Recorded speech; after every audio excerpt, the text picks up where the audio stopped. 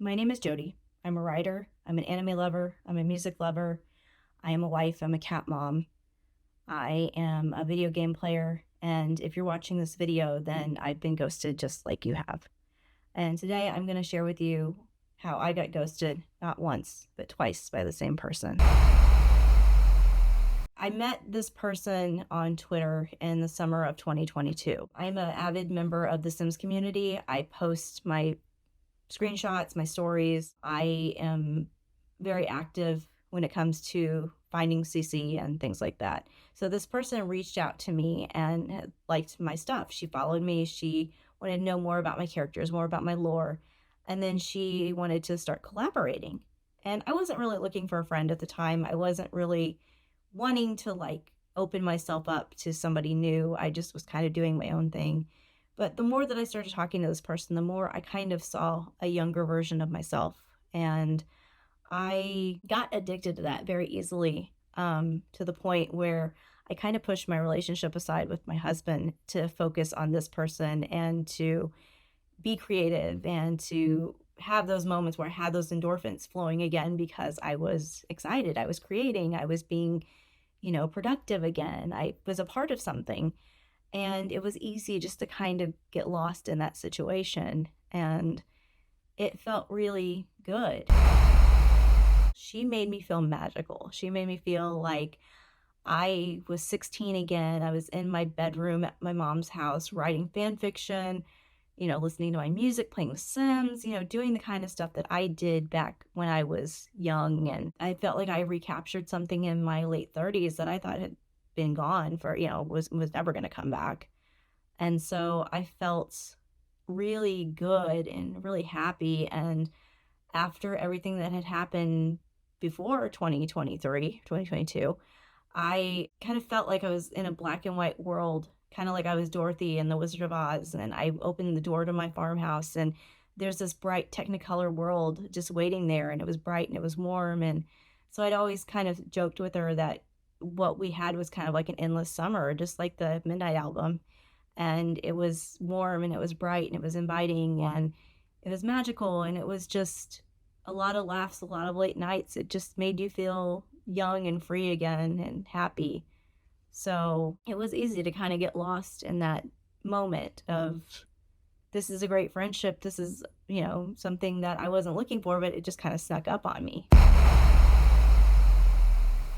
So for me, it's the characters we've created, it's the laughs, the inside jokes that I'm going to miss the most. And I'm going to have to try and divorce myself up as I move forward with my healing and trying to write and trying to divorce her characters from mine in a way where, because all of our stuff is so wrapped up, that I'm going to have to find a way to either do it in my own voice or something, but I'm going to have to do that for my own benefit.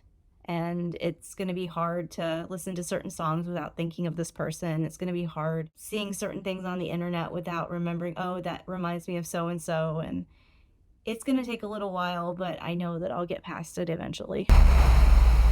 So she ghosted me the second week of December the first time.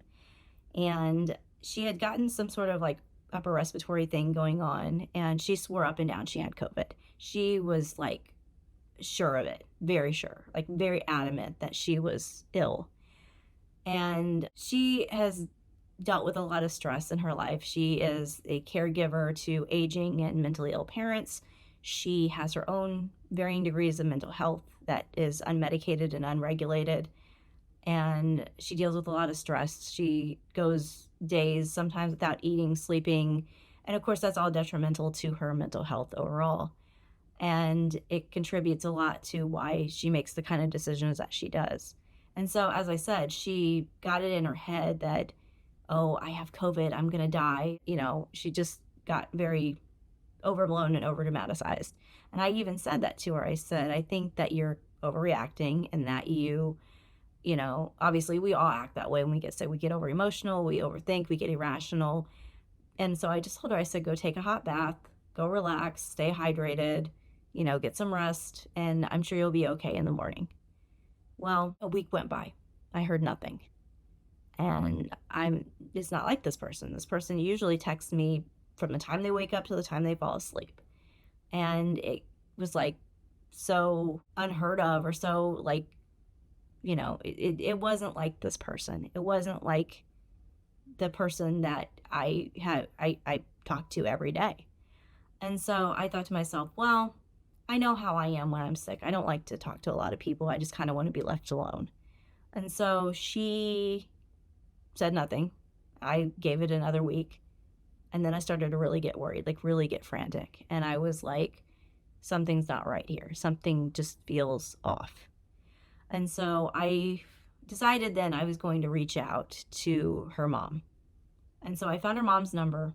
I called her and I said, "Hey, I'm sorry if I'm being intrusive, but I haven't heard anything from your daughter in 2 weeks. Like, last I heard she was sick. Is she okay? Is she in the hospital? Like, what's going on?" So her mom goes, "No, she's been in her room for the last 2 weeks. She's been a little sick, but she's still been on her phone and everything."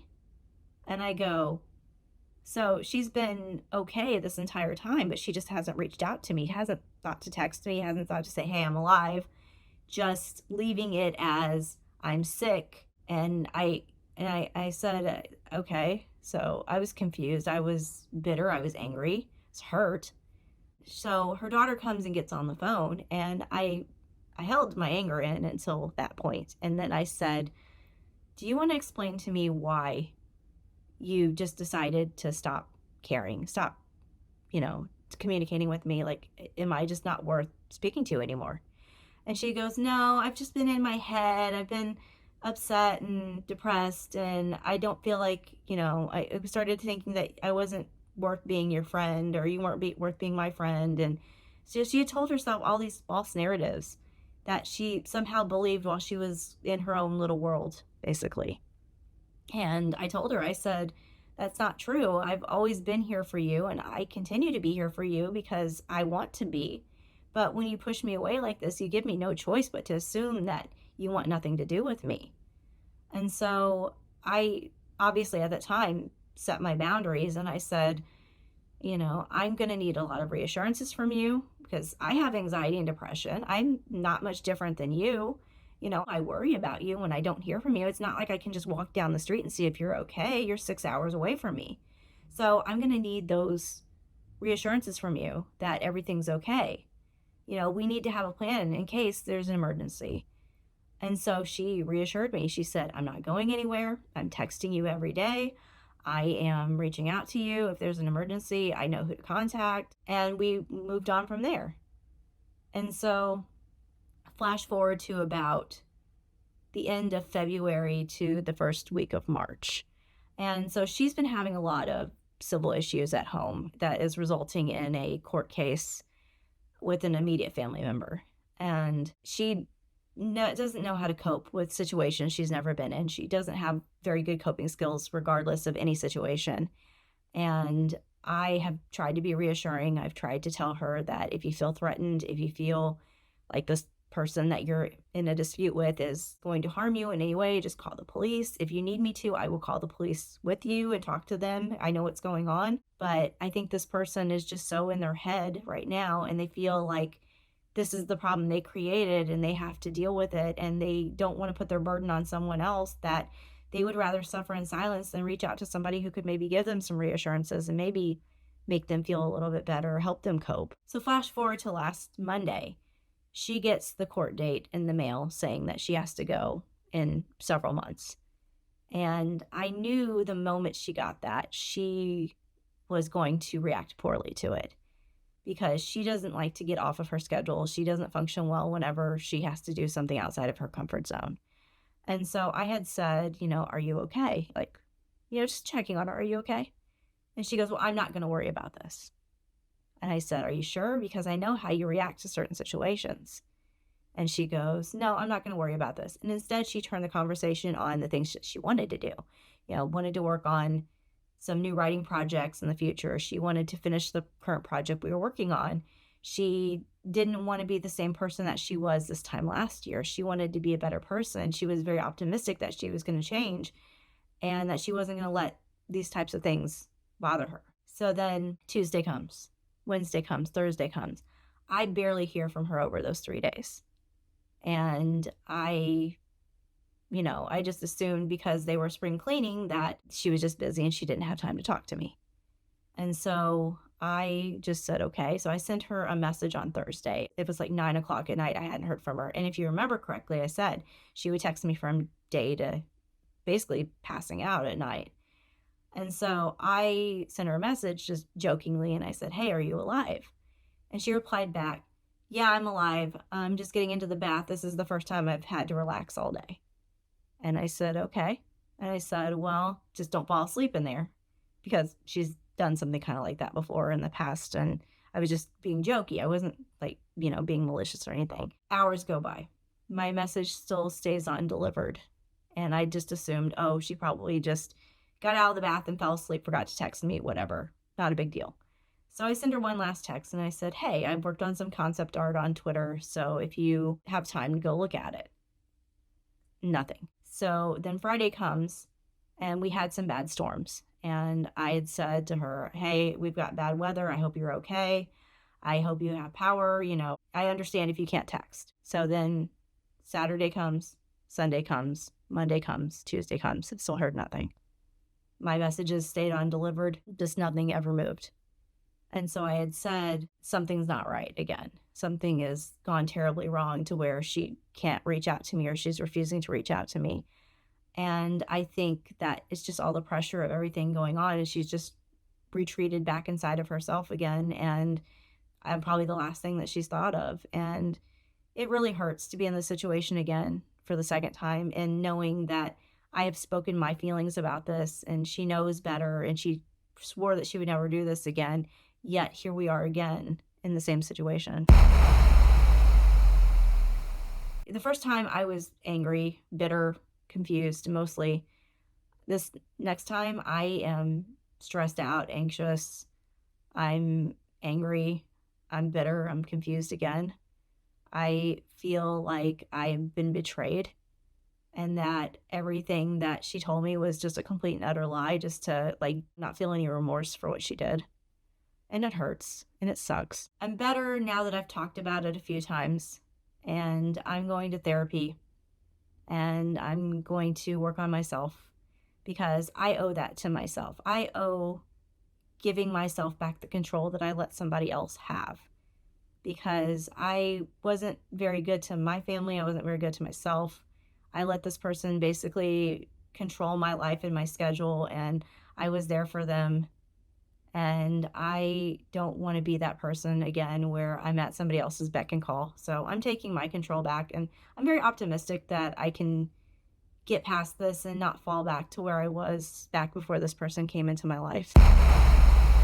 So I think people ghost because they are emotionally immature, or they assume that if they come and they try and be humble and say that they messed up, that you're just going to yell and scream at them. And I'm sure that people in situations where they've been abused or they've been told that they're failures and things like that, they've already got it in their head that they messed up and that you're not going to hear them out and they're not going to be heard.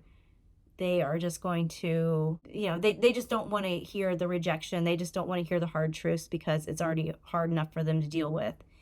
And I think that lots of people get in that flight or fight situation where they feel that adrenaline rush, and it's easier for them just to go put their head in the sand like an ostrich instead of coming to somebody and being humble and saying, hey, I messed up. I'm sorry.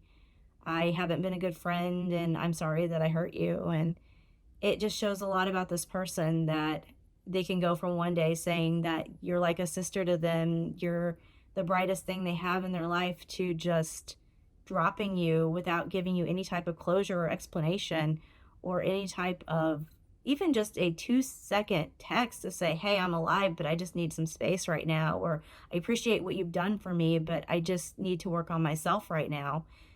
I would appreciate that more than anything, just to have that moment of, I understand why you're upset, and I understand that I messed up, and I'm taking accountability for that. And so I told this person, I sent them one last message, and I said, hey, if you need to reach out to me, if you want to speak your piece or whatever, I will listen to you. I will give you my time of day. I will let you tell me whatever you feel like you need to tell me in order for you to feel better.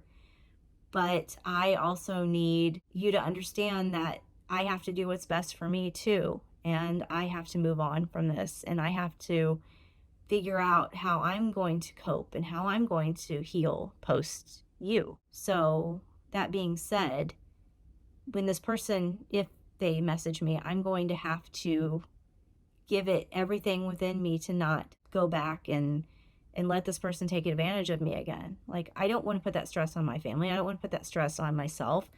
I deserve to have the kind of friend that treats me with respect and that respects my boundaries and respects what I said whenever I said, I needed reassurance and communication from you and you couldn't give me that. So I deserve to be the kind of friend to myself that this person wasn't to me. So if you have dealt with somebody in your life like I have, the best thing I can tell you is to just love yourself, be kind to yourself, use this time to work on yourself and to pick up those hobbies you put aside, or, laugh a little harder. Life does get better. There was life before this person and there will be life after this person. And you just got to take it one day at a time, just like you would any type of breakup or walking through grief. Basically, this is a hard thing to do and we all have to do it. But you deserve so much more than just what this person put you through. And I can tell you from somebody who used to ghost people and who's had to learn from those situations. I had to go to therapy. I had to learn to be a better person. And I had to learn the hard way what it's like to be humbled. And now here I sit again, humbled because of this situation where, I've had to acknowledge that I did bad. And now I'm just sitting here wondering if this person comes back, if I'm going to have the strength to be like all these other people, to be forgiving, but at the same time, keep my bottom line and say, I deserve better. So thank you for listening. And I hope you guys have a lot of love and healing in your life.